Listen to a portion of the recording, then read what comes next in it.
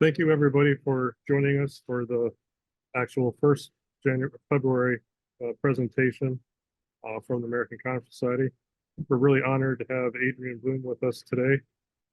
He's a fourth generation nurseryman. He started the Blooms of Bressingham, and he is a co-creator or the main influence of Foggy Bottom Gardens. He's written over 10 books. I was first introduced to Adrian while he was on the Victory Garden, which was on PBS from 1996 to 2001. Little did I know I would actually meet him in person at one of the American Conference Society meetings. He has won many awards in England as well as in the United States, including a Award of Merit award from the American Conference Society. He's won, along with his father, the only father-son team to have won the Victoria Medal of Honor by the Royal Horticultural Society. And he has been given a Lifetime Achievement Award by the Massachusetts Horticultural Society. Adrian today is going to be talking about the Foggy Bottom Gardens from their creation to how they look today. And everybody that's here that registered for the meeting, we will be sending out an email either Sunday or Monday, letting everybody know where they can find his books. So thank you, Adrian.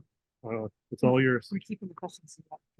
Oh, I'm sorry. Okay. We're also going to keep all the questions in the chat until after your presentation. So we'll have questions for you at the end. Yeah, that should work well. And there may be questions, we'll see. But anyway, thank you, Jeff, for that introduction. And whether you win awards or not, you carry on with whatever you're doing in regard to plants. And obviously that's what I'm doing. But I've also been able to record things in books and want to continue to do so, because if you build a garden over a period of time, 50 years or more, you want it to be shared. So that's what the book is largely about. Firstly, if anybody is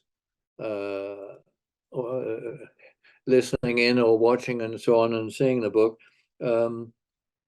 thank anybody who's actually ordered it, because anybody who's ordered it from England, and they had to pay somewhere in the region of £35 for postage and packing, but several have in the States. And obviously the books that we will have available, Jeff will let you know where they are available, will be available from the States.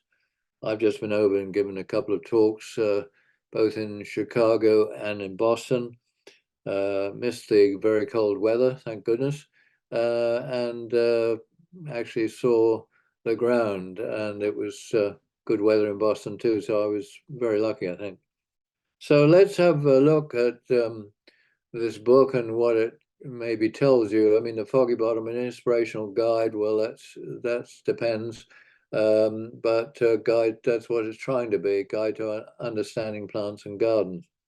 So I start with Foggy Bottom, but firstly, just to go through the fact that we don't all have big gardens. Foggy Bottom is 6 acres.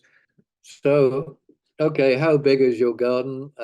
That's a pretty big question. People have a very small garden, particularly these days, perhaps.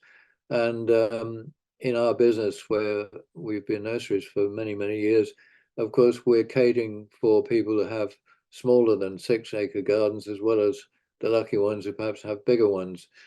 So it's important really to consider all, and particularly with conifers, as we know, they don't always stay as they're supposed to. So this is a somewhat large garden. And for most of you, you would say, well, where's all the conifers? Where's all the perennials? Well, it was taken in the middle of winter, and it's actually in Sweden where you expect it to be fairly severe, but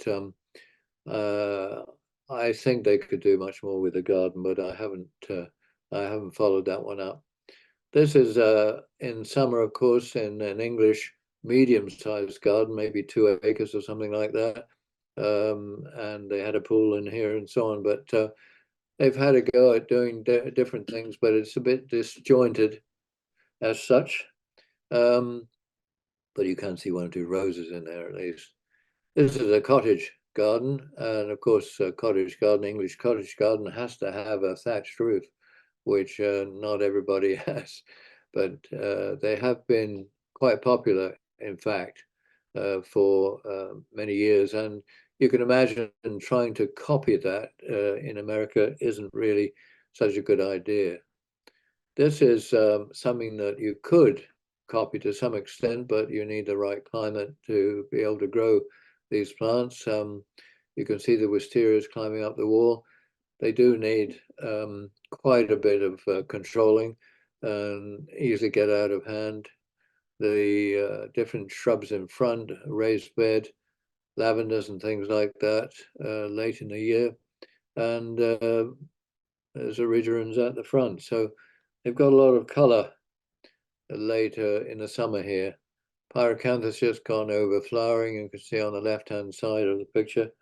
And here's one that, well, you'd have to be in Switzerland or Austria to have the balconies probably to create that sort of garden. But this has been done in the year, I would imagine, with or overwintered plants which have been put on balconies. And then I would imagine they probably have to have water as well to make such a fantastic display. And if you really want color, then some of the annuals, Saphinias and others really provide that. And of course, it had to be somewhere you'd stop and take photographs.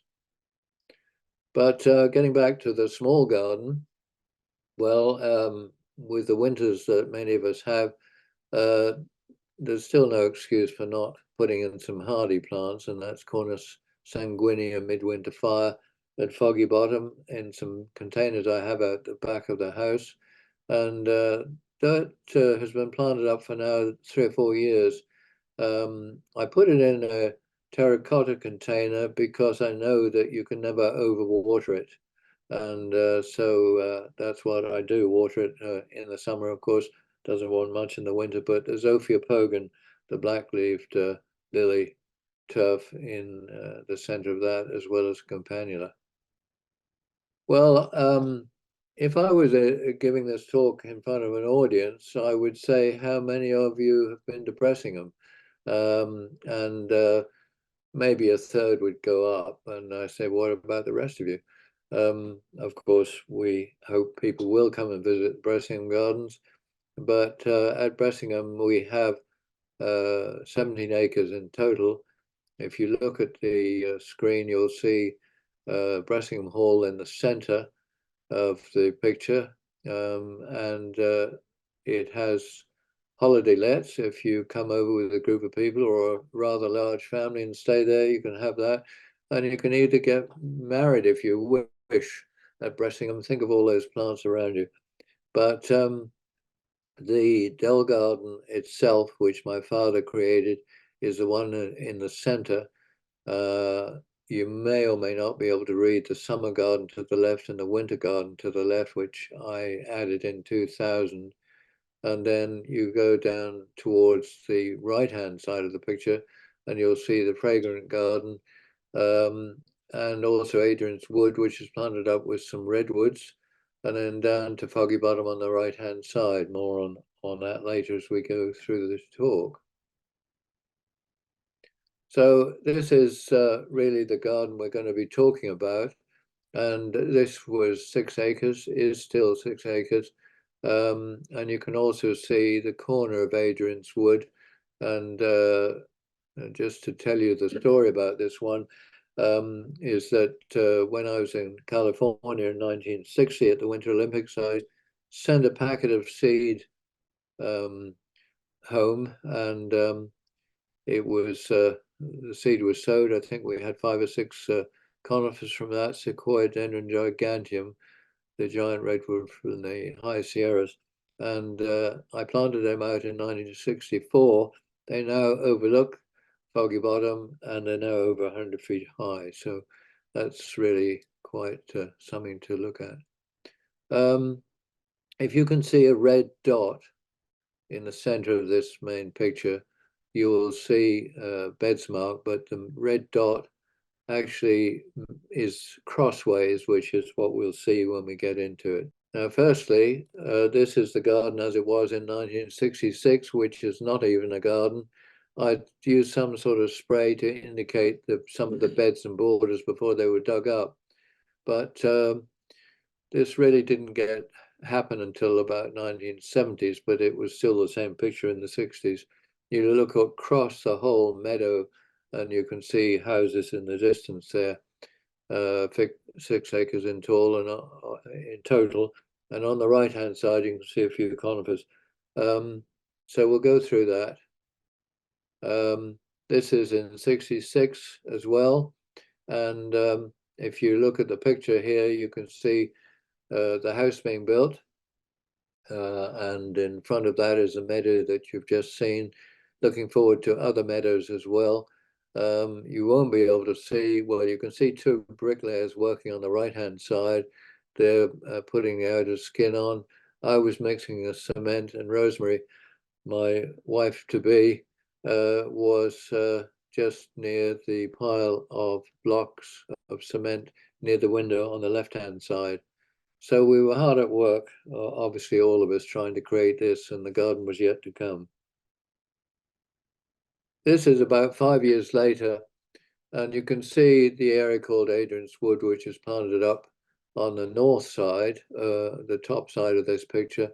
You can see also I developed a garden around the house, which of course was now finished. You can see some rows there of conifers, which I was using for stock plants to take cuttings from. And you can see the fence along the front, looking out into the meadow beyond. It was 1975 that I asked my father and my brother, who was now in the business, to come down, and I didn't need to beg, but I did sort of suggest it was a good place to try out conifers and see how they would grow. I was starting to collect and getting a reasonable collection, and all of you will know that they get big in time and you need plenty of space to do them. But 6 acres, well, I was lucky, of course. This was where the pond was finally dug down at the bottom of the meadow. And I'm sure you've been through the same thing where you buy something and it's a miniature, you plant it up and you wait for it to grow, and then it starts growing after 3 or 4 years, and you wish it would stop at a certain stage, or you have to prune it. Well, that shot was taken just as the area around the house was completed. Mostly it was conifers and heathers. It was an idea that I put forward to many of our gardeners, and we got some interest from those 2 groups of plants just as garden centers were coming in. So this was actually 1970, roughly. So 1975, it says.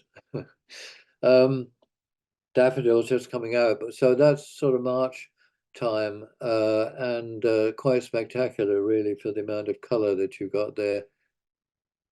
This was 1975 as well, later in the season, 1976 perhaps, but if you look down into the meadow, you can see that the principles behind creating the garden were to have broad pathways, and you can see a collection of conifers there on almost each bed, but the main beds in front of the house were going to be conifers as individual specimens, and then heathers, groups of heathers around them, and we'll just go through that phase of the garden.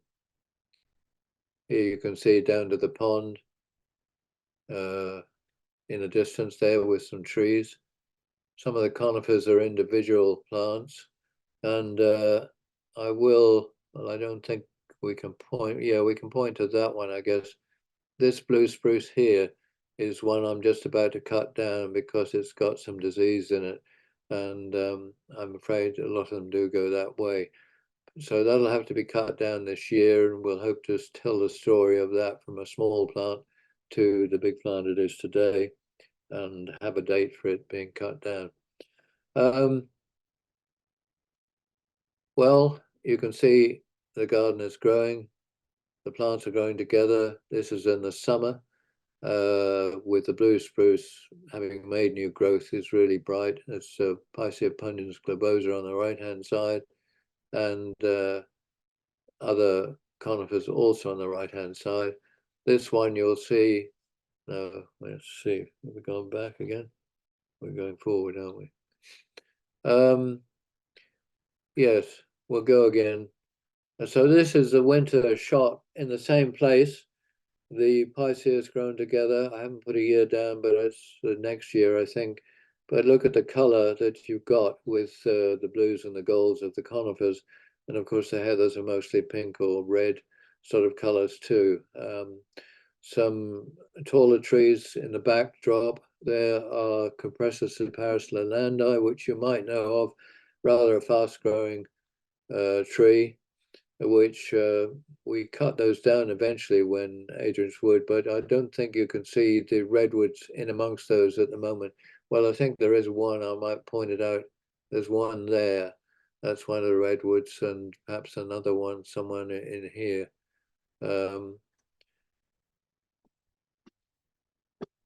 So this is 1984. Again, conifers conifers tend to grow on you, don't they? And that has more than one meaning. They grow on you and embarrass you to some extent if they get too big and grow too high. There's Pinus pungens costeri on here with the cones on it. This is Cedrus deodara nana aurea, which is one I got from France. So we mustn't pay too much attention to the name because it certainly isn't nana. This is Pinus sylvestris fastigiator. I put 5 together and it turned out to be rather broader. This is Wichita blue, Juniper scopulorum Wichita blue. All those have gone. This one is gone. Pinus nigra, sorry, Pinus leucodermis compact gem. Picea glauca, Albertiana conica, etc. And certainly they were getting to be too big, so they weren't the only ones. The lalandi, of course, were outpacing everything else, and they had to come down. So these were the first conifers that I cut down. And I think that if you have, of course, most of you probably plant up the dwarf or slow-growing types. Obviously, you get an indication, or you might know something about them, but if you want to keep them, then you have to space them widely enough. If you don't want to keep them, in the case of these lalandi, then you cut them down. But that in itself is quite a job too. You can see that the garden looks a little bit over conifered, so to speak, and this is taken near the corner of the house. And there's the Picea pungens Thompson that I showed you already getting quite big. That's Chamasiferus specifera aurea nana. And some of the things, some of the reasons that media don't get into conifers is the names are almost as bad as those for ferns. But here, as you can see, it looks as though it needs thinning out, and of course it does. But they're not quite as thickly planted as they look. Here, well, the same problem arises. You've got various conifers in there. That's Picea abies columnaris, this particular one here. Behind it is costeri, I think, or hoopsi perhaps, and that's gone. So is that. All of these have now gone.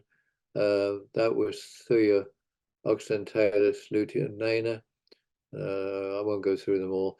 And this is Engelmanni glauca, I think. Junipers in the cedar here, golden horizon. And the idea was to replant this, and you'll see what I replanted this bed with later on, but obviously some conifers had to go. So just pass that one on. it was time to bring in, I think, a few grasses and also perennials in spaces in between some of the conifers and heathers, because they did have a dramatic effect even in one season. Here you can see Stipa tenuissima, which I'm sure you will know.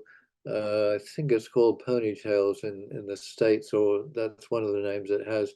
And it makes a great plant. It's only lasts for 2 or 3 years. It comes from Texas, so I understand. And Pisceoponius globosa is behind it. This is a carex in the foreground. So you can see with our frost, it's called foggy bottom, and we get the frost as well. It makes quite a show and quite a differentiation to the to the winter. All of these images so far were taken on 35mm pictures and digitized, so they actually came up quite well, better than I thought they would. Of course, if you have a house, you want to get a good view from it. And if you look forward to, this is the winter bed and winter garden. I put in here Cornus sanguinea midwinter fire, or winter beauty is the one in the foreground there in the center of the picture on the right-hand side of the left-hand side. Actually, as you look at it from here, it's Cornus alba sibirica, and this Kessel ringii on the right here with the black stems. Of course, they poke up through the snow. Not that we get so much snow these days. The other thing is that as a garden develops, you find that things get overgrown too near the front, and you need to probably have a little bit more in the way of lower plants. And this is where perennials and grasses come in, because they offer the change in the year with the structure provided with the conifers. This is Richard, my youngest son, who's now a photographer, and no doubt his back still aches from hard work. Well, mine doesn't these days, but so much. But this is creating a Mediterranean garden, and of course you have to finish off with gravel. But of course, gravel is a very good way to collect weeds, because once they start seeding in the gravel, they really do rather well. This is the same bed, and you can see the grasses that have established, and on a frosty day, you really start to get a dramatic effect on the conifers, because we do get these fogs, and if you get a freezing fog, it really turns everything to magic. Well, this is another bed, and I put a question of scale there, because some of the earlier conifers there are getting really quite big, and if you put just one or two smaller conifers in, they look a bit ridiculous and are pretty dwarfed, apart from possibly being spread over by other things. So if you have more to put in, put a path behind it. You can see there's a path in here, and just putting behind it and creating a little feature of itself. So this is it, all planted up. This is Thuja occidentalis lutea nana. Well, that wasn't the right name, was it? And this was the Picea engelmannii glauca in the background. So we'll go forward here and see this as a Mediterranean type of planting, one or two grasses in there, but these are pretty small conifers at this point of having just purchased them or grown them on the nursery. But it has made quite a nice feature, but it won't last that way for very long. Well, moving on, since we don't have time to go into detail on all of it, moving on, this is the snake bed, which is down at the bottom of the garden. The pond is on the right-hand side. And this was an area that I hadn't planted up, but was left until about 1990. And then I thought perhaps with these new miscanthus coming in from Germany, we could make a snake of them going backwards and forwards. And we put a few more grasses and perennials in as well.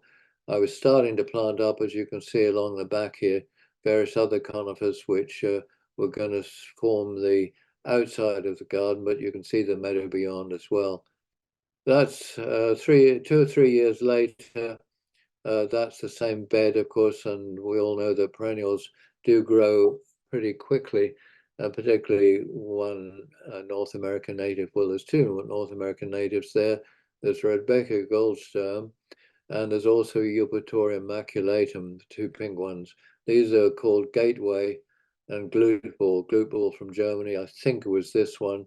Not much difference, but they do grow quite strongly and flower well. This is a Helenium in here, I'm not sure which one.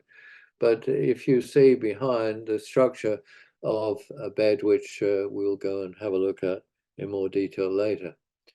So this is me posing in front of what became known as the conifer bed. And this is a lesson to us all, I guess. I was collecting conifers and I had about 500. And if I didn't know where they were going to go in the garden, they would go in the conifer bed. So that's a reason for it getting overgrown. But it was obvious that you either left it and allowed them to grow in together so you could make a really interesting background as far as the color was concerned. This is Pinus mugo, winter gold, Thuya occidentalis lutescens.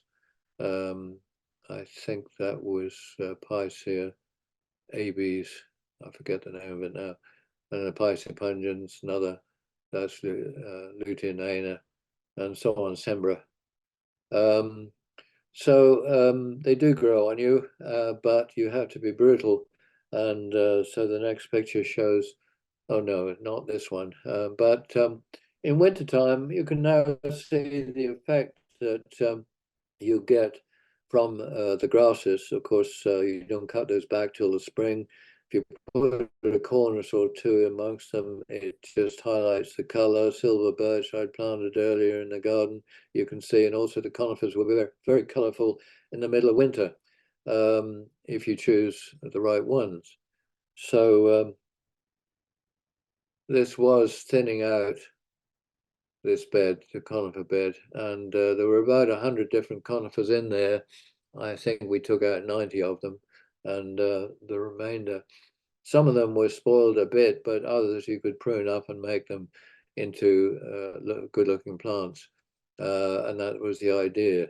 And we go immediately from that to the next picture where that's the result. So as you can see, I'm bringing in more perennials and grasses at the same time as using the conifers for background for the feature plants. And that's the snake bed, which was planted up with perennials in the distance there, Crocosmia and the Eupatorium. This is Imperata, Cylindrica rubra, Red Baron, I think it's been called in the US. But I think that's treated in some states as an invasive plant, which is a bit of a pity because it's not that invasive. It does spread, but so do many other plants. I think it's primarily the species itself which should be banned. Of course, its seeds are all over the place and therefore is a nuisance. This is a miscanthus yet to flower later in the year. This is Tsuga canadensis form, various other Tsugas and things in there as well. Picea glauca Alberta blue is one that we introduced in England, but it showed signs of reverting, and so we discontinued growing that one. Well, this is it. I think the color's a bit higher than it should be, but this was a transparency still. And this was taken in the early 2000s. The pine on the right-hand side, Pinus coriensis Winton, which you'll see again. This is Cedrus Deodara Feeling Blue in the foreground. And these are some of the winter flowering heathers, which of course do quite well with us. They don't like too much desiccation. So if you have cold winds and an open situation and not much snow cover in winter, you're not going to do very well out of them. So they haven't done so well, except perhaps in the northwest of the States. But you could get the idea of the combination of the colors, the Sabies, Concolor, Winter Gold, there, Pinus leucodermis, smithii, and so on. Right, I better move this one on. So that's a shot I took from our roof of our house, and it's a shot of the garden. You can see how the conifers are continuing to grow, but they provide a good backdrop, and certainly when you get to winter, the structure really shows off. But of course, you do have to thin out. This one died of natural causes. That was Abies procera glauca. It started off as prostrata, but if it's grafted, it tends to grow away, and that had to be cut down. This is Cedrus deodara nana aurea, the same one as the other one we saw, but this one we've pruned every year to keep it about a third of its height. Picea pungens here with hostas and so on, creating something. And this is the Picea that's going to have to come down. That's Thomson, Picea pungens Thomson with cones. It's a good one, but the story on that one is that it was introduced by Thompson Nurseries when they were in Pennsylvania, I think, many years ago. But they returned to Denmark, and Thompson is a Danish name, not English or American. Well, back to looking at the map of Foggy Bottom, and I've measured up some of these beds and given the numbers, named them, and the names are always more memorable than the numbers. But you can see Crossways Corner here, and you'll see some pictures from there. So this will give you an idea of where you are in the garden at a particular time. This is down near the pond. This is Rosemary's Wood back here. This is the All Seasons bed, and that's the snake bed in there. And I think this is the mini pinetum. Well, I know this is the mini pinetum, which has about 4 or 5 beds in it. And so, you know, perhaps you recognize it. And if you were a visitor, and that's what the book is about, really, if you were a visitor to the garden, I'm about to give you a guided tour as the garden is today. The redwoods overlook the garden, and as I'm washing dishes here in the kitchen, I can look across and imagine that I might be in the high Sierras. Right, well, let's go into the garden as it is today. Wrong one. That's the one we're looking at. So here's a winter shot going in the entrance. You can see the rest of the gardens on the map, and a bit of snow cover on the map itself. And this is the crossways. You can't necessarily see at the corner. There's actually 3 or 4 corners, which I'm matching up a certain amount. But this is Hydrangea Annabelle, which is a really great plant for us over here. I expect you know that it was an USA introduction. Millennia, one of the taller Millennias there, and another shot of the same area in the wintertime. The thing about Annabelle is we prune it back hard each year, and it flowers at about 3 or 4 feet tall. And this is it taken in the following February. So unless you have a lot of strong winds or heavy snowfall, they'll still be there next year. So it's a plant that really has a lot of longevity, if you like. And here it is in flower in the crossways. This is the crossways in here. I'm quite keen, as well as joining up gardens with different plantings of the same plant. And this is the mini pinetum back in here. Cedrus, Pinus sylvestris aurea, which is green in the summer.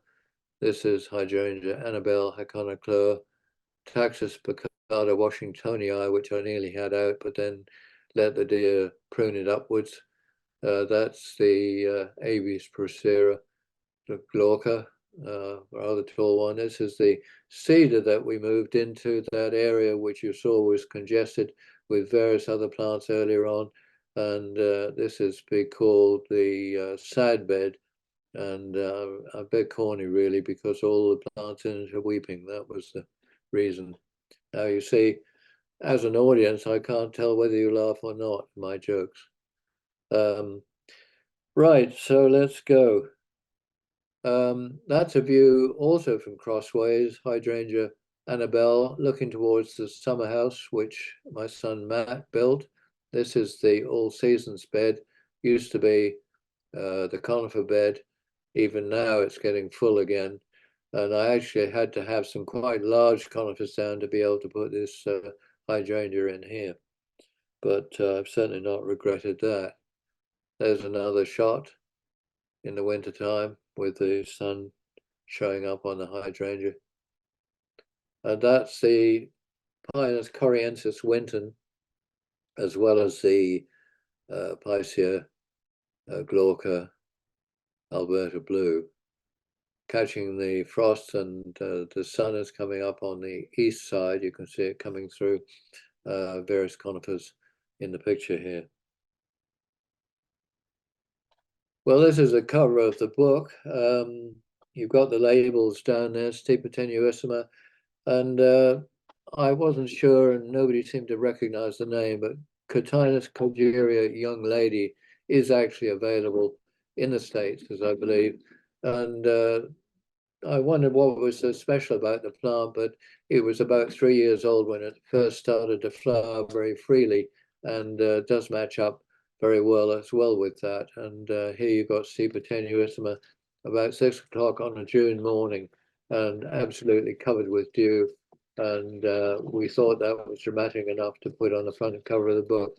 By the way, I will mention, there's the front cover of the book. The book has over 500 pictures in it, and at the moment I'm showing about 80 of those, or about 100, I suppose, getting on for that. Not all in the book, but most of them are taken from the book. This is a winter shot taken from Rosemary's Wood, looking up towards the redwoods that I planted many years before. They keep growing, of course, and there's various other. Silver birch is something I have quite a collection of, because they also look very good in the winter. And this is some decking that was put down on a bridge, which was built by Matt. And of course, having a pond does make a difference. You can skate on it if you skate in the winter, but you have to be careful that it's not too frosty, but you certainly get the reflection in the summer. And from this, you can see in England, this is in the summer, not much in the way of plants in flower. And there's a lot of gold in the picture. So for our English summers, those of you who get long periods of very hot weather would not perhaps wish or be able to grow some of the golden leaf plants, but it's something that we do in England. Here's another shot. This is some of the original garden that was planted. The mini pineatum has some plants that are not so many in it now, but I'm trying to plant pines that can be kept fairly dwarf. This one can't. This is Pisces sylvestris aurea. In the wintertime or autumn time, it's already turned. There's a little bit of leaf left on some of the deciduous trees. This is a Picea pungens, which has had to come down because it got disease again. But somehow you got other things coming up, which gives you the color and shape and form. This had to go too, because that started to get disease, and we planted something else in there. Well, again, this is the mini pineatum, and you look through, and we're planting up with grasses and with Heconicla and so on, and you get a different aspect. Then you can see some of the conifers and a Japanese maple in the distance, which we'll look at again later. That's called Crimson Queen, and you can see now this is late in the summer. You're starting to get a lot of cobwebs and spiders starting to make their way around. Picea glauca daisy's white. I don't know whether you know that one. Not many people seem to know it in the States.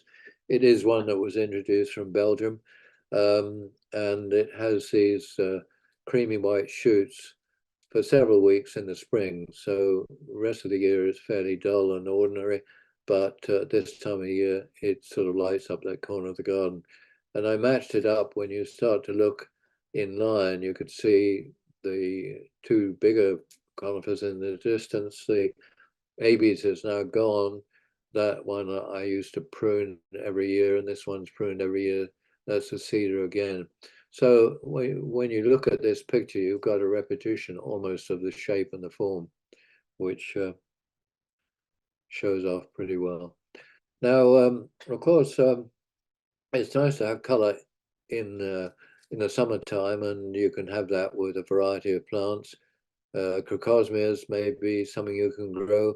Lucifer, I don't know whether most of you know it, but that was the one that's most widespread, and it was one that was planted by my father. Sorry, it was introduced by my father back in 1966, along with some other varieties. I selected one that was somewhat more compact and free flowering. It doesn't flop over or fall over as much, but I wouldn't be tempted to say it was Lucifer's match. That's why I've got the question mark there, Lucifer's match. And it might be another 20 years before we find out whether it is a match for Lucifer. But you can see how the color does light up the front of the garden. That's Theo Oxentailus Van der Groot's spire, and the shapes and forms are blurred somewhat in the distance. Here's a shot taken a bit later in the season. You can see from left that's Hydrangea paniculator limelight, and the accent points come from the narrow upright forms, which don't take up a lot of space, but do really show off lower plants around it, show each other off. Here we'll see it again, but Penicillium orientale does very well for us because it flowers earlier than some of the other penicilliums, so you get to enjoy it during the summer, although by September, October time, it's not quite as bright as that. But here we have, probably this will be July, August at this time. And most of you may not have spotted this little spire of water here, which means we've got the irrigation going. So I had to have it in a certain position in order to disguise it. Behind here, by the way, is really something that I think is a very good plant, but you don't see it around much. Juniper scopulorum grey gleam. It's one that was introduced by Monrovia some years ago, and it has stood up to all the different climatic changes that we've made. Foliage and bark, well, I think certainly for late in the autumn and certainly in the winter, it's very important to us, as it is to people everywhere, to have good color in the winter. You've got Corner Sanguinea Magic Flame, which is one that came from Holland, as some of the others did. And behind it here, this is a little bit later, Acer conspicuum candy stripe. That's a Davidii type, which behind you can see the Cornus Magic Flame. So a bit later on in the year, you can see that. But one thing about Cornus sanguinea is that, I don't know whether you've got it or not in your garden, but it holds on to its foliage for weeks with us, and it certainly would be much longer for its autumn color as well. So this is, you can see in here the magic flame. This is candy stripe here. And you can see what I'm trying to do is to join up the view across to the grasses in the bed beyond there, where we cut plants down. This is crossways with the hydrangea in there. So you're looking across from the mini pinetum to crossways corner and some conifers and other things in here. Pruning helps. Well, it does in the case of many plants, but I'm only really demonstrating one here, and that's the Hydrangea paniculator. If you look at this picture, you can see I've pruned about a third of it off, maybe not quite as much as that, to leave a strong branching system and cut off any really small ones, and particularly ones at the bottom, in order to, well, this is it before cutting, this is it after cutting, and this is it the next year. So we'll move forward on that and see whether it worked. Well, it looks like it did. That's a particular plant, limelight, that I'd pruned, and this is it the next summer. And here you can see the Pennisetum orientale, Crocosmia lucifer's match is finished, and you've got some sedums in there. But now again, that needs changing. Some things needs splitting. One or two of these are looking a bit the worse for wear. So it's a continuous change that you have to make. Again, getting up early in a summer's morning. This is early spring actually, with the new leaves on the trees, the redwoods in the background and the pond looking good. A fern coming up. You've got a Rogersia here, and water-loving plants too. And of course, a pond is great if you don't have any disturbance from wind, getting a reflection in it. And this is rather lucky that these knees have come up on the swamp cypress, Taxodium disticum. You can see them reflected in the water here. And again, Peltophyllum dalmatum, it used to be called. It's a bit of a job, isn't it? We all face that one, but Dalmira peltatum is now called Dalmira, which is actually easier than Peltophyllum. But just when you've learned that a Peltophyllum is now Dalmira, you got used to Peltophyllum, and you have to change it, and you have to get to know it under its new name. There's a few things like that. Not too many conifers at this stage, although Cupressus separis Lalando is now Xanthocarpus Lalandi, so that's another one to learn. Here's a shot of the summer house. The pond is in there, but you can't see it.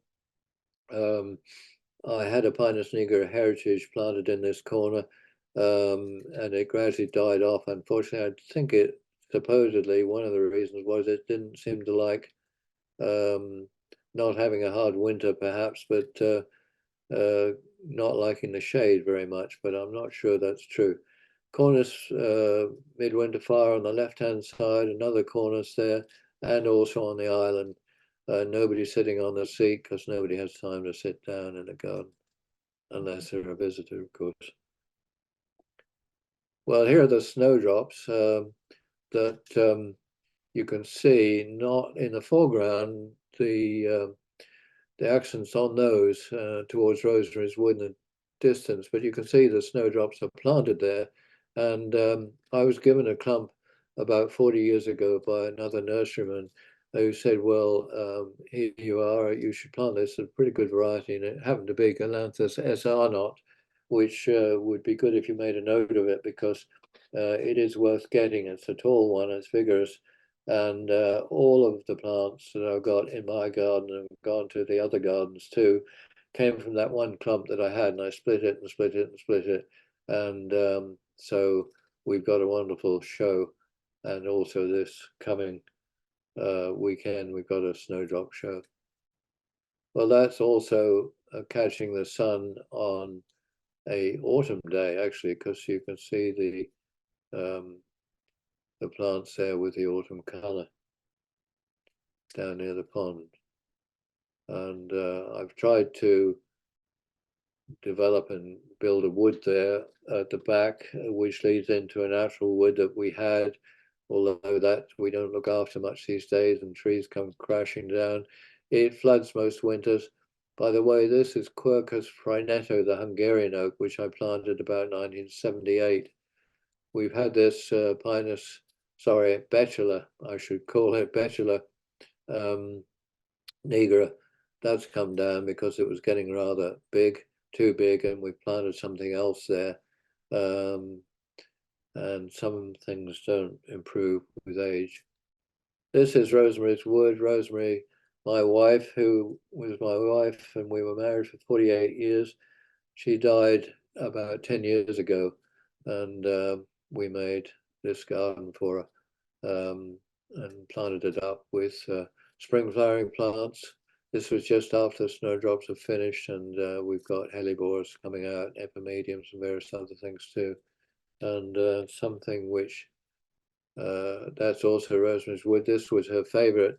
Bluebell, Scilla bathynica might be one you know, but it's one that flowers earlier than the English bluebell among Matusius Struthiopterus there, and it's a fairly dramatic picture, which happens every spring without having to do much to it. The Scilla continues to spread, and always worth having those things. It seems to like moister soil than anything. Bathynica is from the Eastern Mediterranean. And this is, I don't know whether we call it a monument or figure, which my son Matt made. He's a timber framer and made a wonderful job of this. It looks a bit like a tree, no branches you can see, but that was put there in memory of his mum. Well, looking at a few combinations, the book does go into some of that, and hostas can be great in the garden. Sage itself used to be known as Fluctuans variegator, but against the bronze leaves of the Regersia, it shows up pretty well in the spring. Hosta Big Daddy, it's allied or planted next to Heconocloa macra albo aurea, which is a bit of a mouthful, but the two do make a good combination. And in fact, any blue hosta with Heconocloa macra albo aurea looks pretty good. Hosta patriot, that is very showy early in the year, before the slugs sort of get going too strongly. We didn't used to have any slugs at all much, but we have got some now, but we put a few pellets down for them still. But you can see the mix of plants that are underneath a conifer, Suga canadensis fontana there, which you can't see in that particular picture. Osmunda regalis, you can't fail but be amazed at the way it uncurls its ferns in the spring.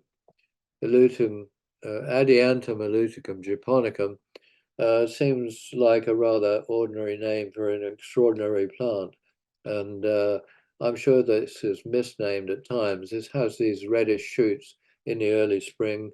It's a shade lover, but it seems fairly easy to grow. One of my favorites is Triopteris erythrosaura.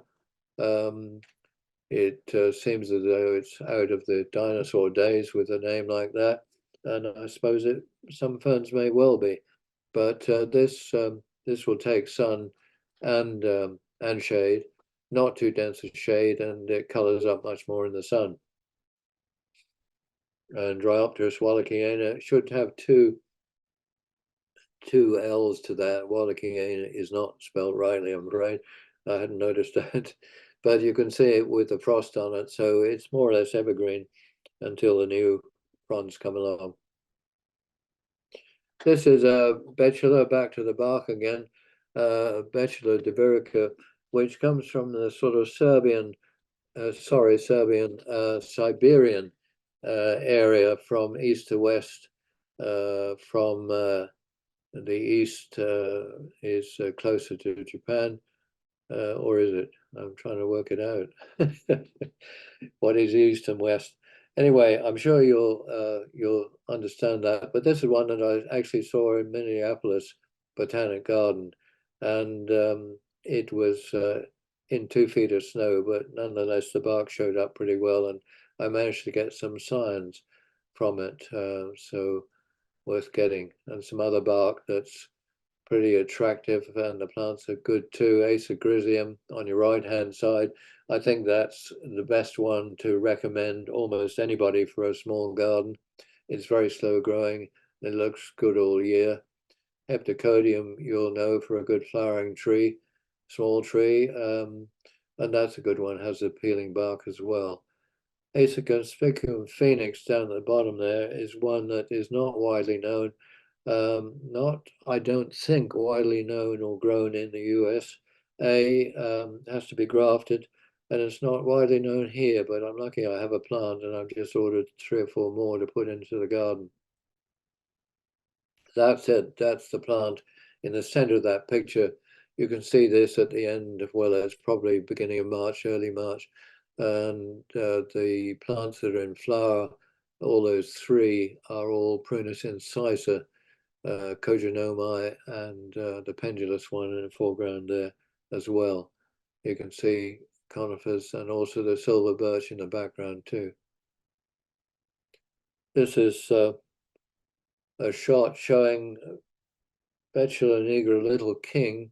Doesn't look little, certainly not a little king with us. And having looked at one in Massachusetts Horticultural Society, I think it's true really that we get a longer growing season, so you get more growth and something won't keep as compact as it was before. But we can also grow with us Sequoia dendron giganteum pendulum, which you can see here. As well as rhododendrons, which we have an acid soil for, and a prunus cherry in here. So it's a balance of different exocorda over here, a balance of different spring flowering shrubs, which really make the display sort of May and June, early June time. And here you've got Baden-Baden, Viburnum plicatum, grandiflorum here, the double flowered or the large flowered one with the round heads. It starts off green. I don't think you can see much. There's a few in there have got green shoots, and it's quite dramatic at that stage. Of course, it soon changes to white, but it's done rather better than I thought it might. Magnolia soulangeana, again in a sort of foggy early morning without the sun on it.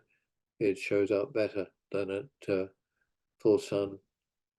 Cornus Cusa Satomi was one of the first pink ones, and a good selection and worth having in the garden, but the habit is not very good. It seems to spread rather a lot, but it's really eye-catching when you see it. Kalmia latifolia ospo red, that is really eye-catching too, and we can grow that. I've got that, but it doesn't grow as well as it does in the States, and probably Chinanthus virginicus, which is quite spectacular for a short time. The shrub itself is not up to much for the rest of the year, but you sort of almost wait for that. Unfortunately, I tried to move that recently and we lost it. So I've got another plant. I have to wait a few more years before it flowers. Always worth having a camera just to record. That's the snake bed. The grasses show up here, miscanthus mostly, but Millennius in that, and the shams here as well in that. So they do mix in very well with conifers.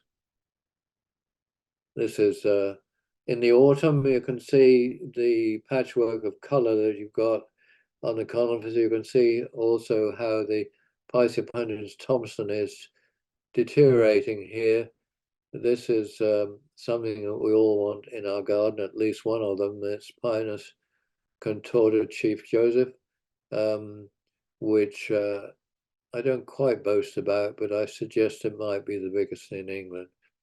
Picea americanana, it's 50 years old probably by now, and it's not Nana anymore, of course, but sometimes these things have to grow up.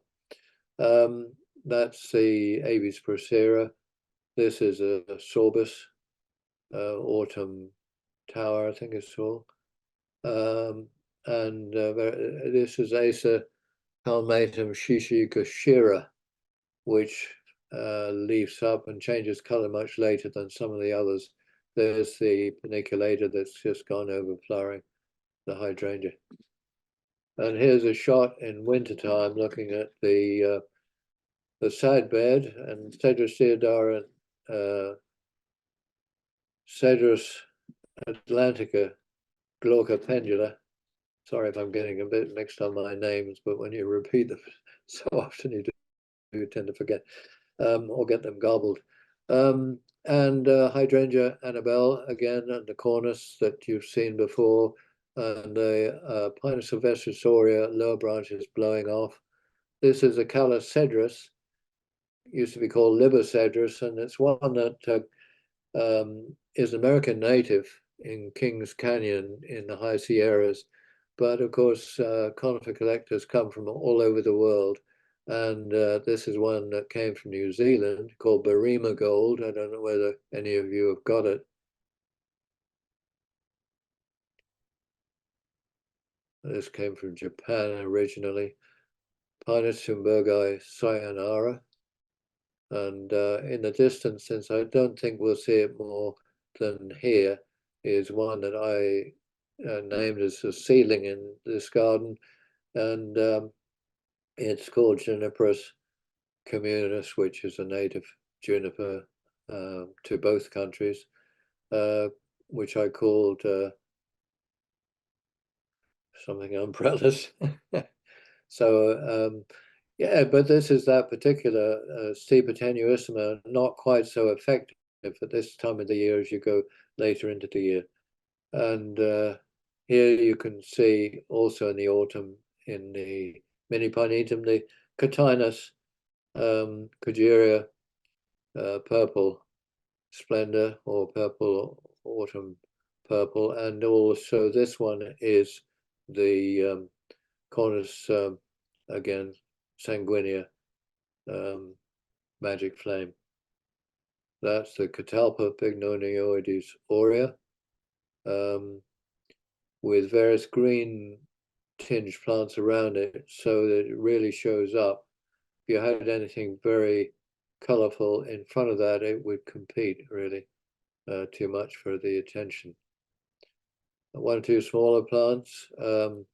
This one I think is a weed you might recognize, but first weed that I managed to photograph. This is Dicentra here, called pearl drops, one that we introduced. And this is a longifolia I'm testing, pulmonaria, which is pretty good through the summertime into the autumn. And I'm sort of testing to see if this particular selected seedling will be different enough to introduce. Drus typhina radians, another North American plant that you see on the roadsides. So you might not think it's a cultivar that should be put in a garden, but if you have space on the corner of your garden, it really does color up very well in autumn, and the leaves are quite attractive too. We're trying to compete a little bit with New England. Not a fair competition at the moment because most of that is, of course, native plants, but most of these are not native, but native to America, perhaps. Cursus canadensis forest pansy. There's a few branches that are slightly open compared with Ruby Falls. That's a liquid amber in the distance with an Abies procera there. This is the also American native, can't think of the name at the moment, and so is this. This is Hydrangea quercifolia. So nearly all American favorites, and good for autumn color with you, but also with us. And I think that's what we need to learn over here, is to use things that color up regularly with us. Well, that's taken in late summer, and it's just a sort of strong contrast point. That's one of the best aces, I think, and it's been there for a number of years. It will gradually become a tree. It's Acer Crimson Queen. I planted around the base of it Haconochlora macra albo striata, which is not so showy, but is much of a distant sort of contrast to that. And then this is Campanula Porscharskiana Blue Waterfall, which was one we introduced to Bressingham. This is called Waterfall, and this is one that actually you either need a slope for or a mound to put it on because it weeps down, or you put it in a container where it does quite well as long as you don't get too much frost on it in wintertime. And Matt came up with the idea of using a bit of yew there, which does the job. And of course, the deer are not going to get after that, are they?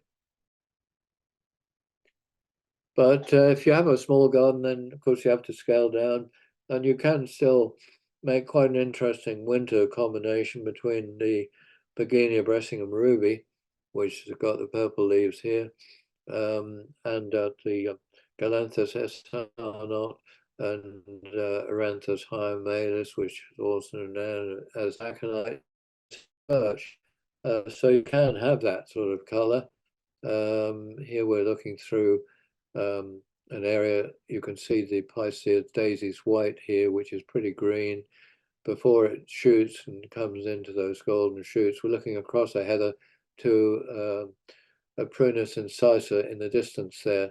And you can really start to open it up if you limb up your trees, limb up some of your conifers and get a view into the distance. That's when I think you're able to start enjoying the garden and the different things it can do for you. Living up conifers is something that I'm sure many of you do already. Of course, there's many Japanese terms for the pruning of them, but those are cloud prune and various other things which natural here. This looks more natural. Pinus sylvestris Lodge Hill was one that was discovered at a witch's broom in England, and I and others have pruned this up to this stage, so you can plant underneath it. And also it needs thinning out. It doesn't want to look like a head, but it needs thinning out at the top as well, so you have a bit of light coming through. Picea pungens globosa, these are about getting on for 50 years old. We found a lot of grafted plants do grow away at the top. These I pruned back, and then it's a bit of a mop head, but you can see here late in the year getting some of the spider webs on it. Contrasting here with, I think this is Rebecca Viet's little Susie, and also Crocosmia Spitfire, which was one we introduced in '66. This one was a maple which has been moved and we lost to spring frost as well. Well, here you've got another thing that I've tried or used a bit, is making rivers. And this is a river in the summer.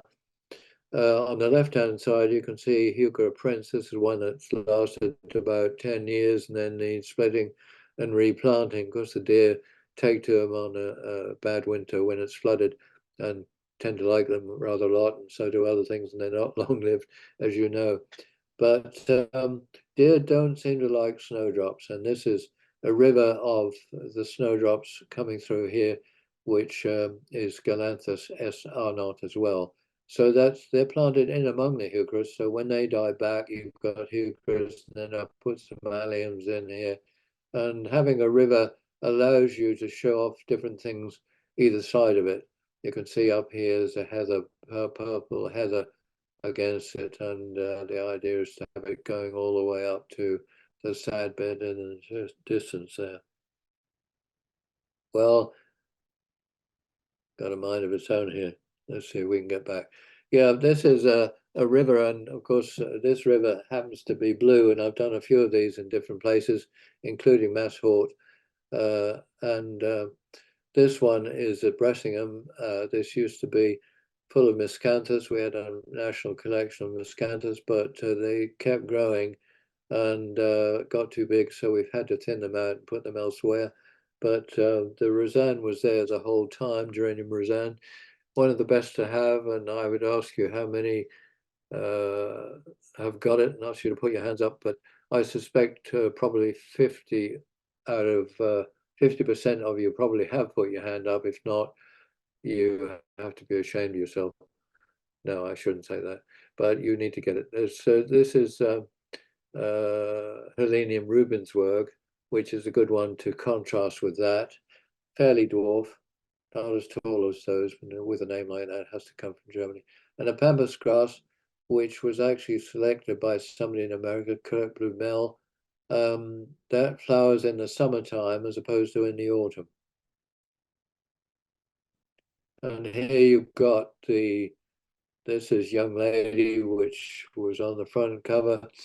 This is the Steve Tenuissima later in the year as the first Bachelor de Burica there comes into its golden autumn leaf. It sheds its leaves very quickly. Here you've got some, this has just disappeared. I'm afraid we've had to get rid of that.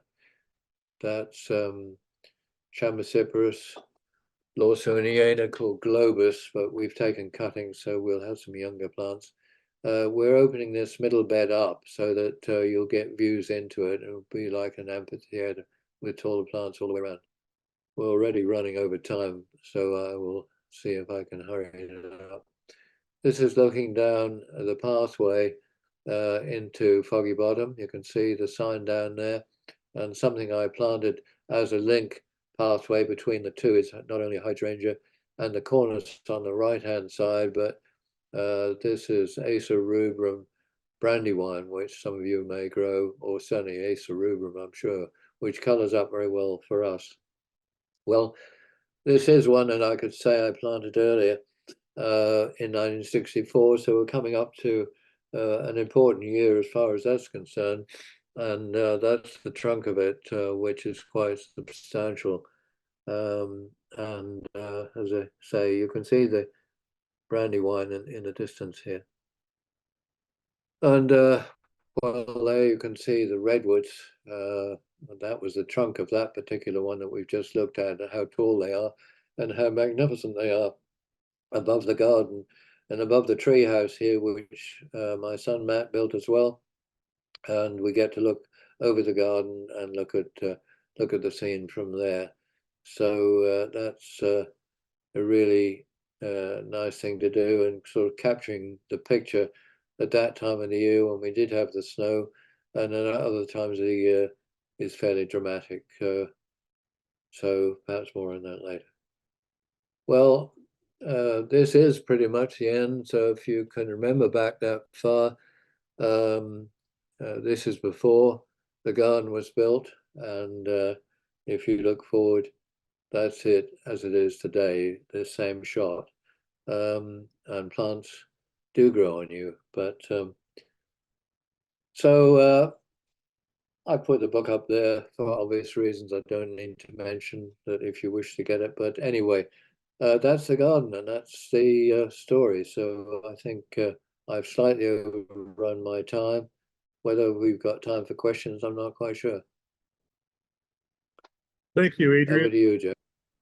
That was fabulous. It's such a joy to see all the different color combinations and textures of all the foliage plants and contrasting with each other and complementing each other. It's pretty amazing. We did have a couple questions. Someone was wondering how you keep your crisp edges on some of your island beds.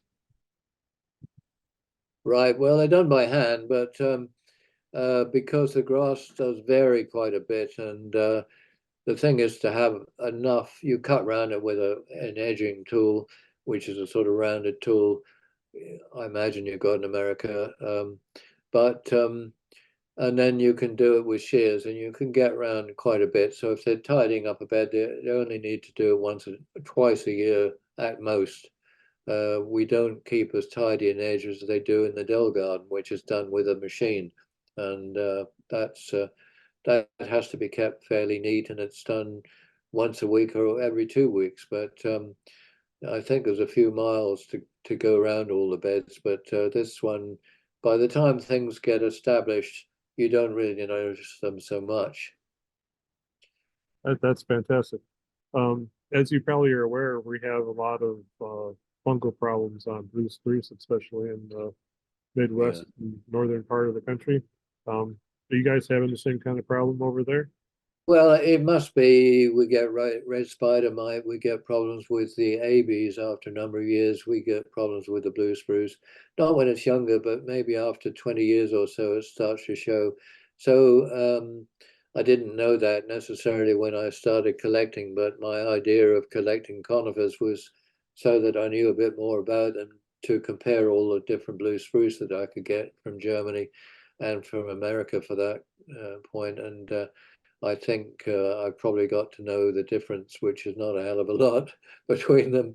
But and then if they go, well, the rest of the garden is growing, so you have to be philosophical about getting rid of a few things.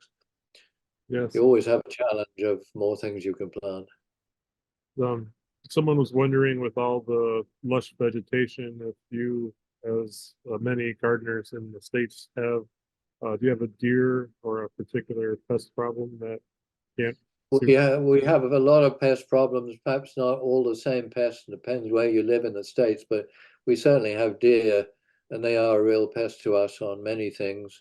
We have muntjac, which is a fairly a short thing, a bit like a small spaniel or something, but it reaches up to about 18 inches, 2 feet, and it chews a lot of things, and it breeds the whole year as well. Plus roe deer, which get up to about 4 feet. So we don't have the really big deer. Then we have pigeons, we have moles underground. Pigeons have a go at a lot of plants when they shoot in the spring.